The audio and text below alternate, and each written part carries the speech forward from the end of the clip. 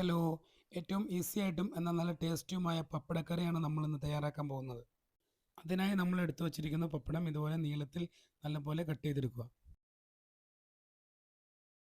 ഒരു പാനിൽ വെളിച്ചെണ്ണ ഒഴിച്ച് നമ്മൾ മുറിച്ച് വെച്ചിരിക്കുന്ന പപ്പടം അതിലിട്ട് വറുത്തെടുക്കുക.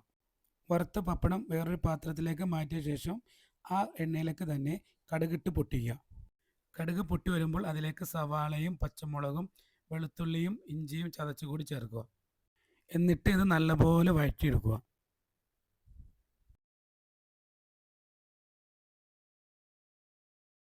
ഇതെല്ലാം കൂടി വഴന്നു വരുമ്പോൾ മുറിച്ച് വെച്ച ഒരു തക്കാളി കൂടി ചേർത്ത് നല്ലപോലെ വഴറ്റുക.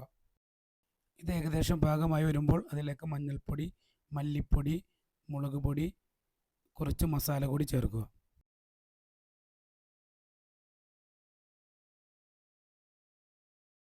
പൊടികളെല്ലാം ചേർത്ത് നല്ലപോലെ മിക്സ് ചെയ്യുക. അതിൻ്റെ പച്ചമണം പോകുന്ന വരെ നല്ലപോലെ മിക്സ് ചെയ്തെടുക്കുക.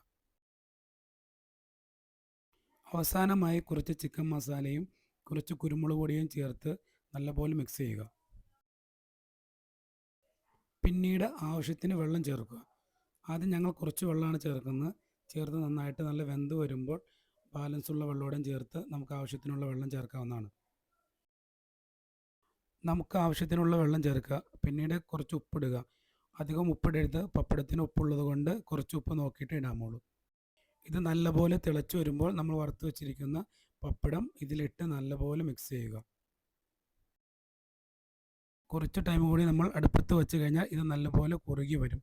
വെള്ളമെല്ലാം വറ്റി നല്ലപോലെ കുറുകി വരും. ഏകദേശം ഈ രൂപത്തിലാകുമ്പോൾ നമുക്ക് ഫ്ലെയിം ഓഫ് ചെയ്യാവുന്നതാണ്. നല്ല ടേസ്റ്റിയാണ്, ട്രൈ ചെയ്ത് നോക്കുക.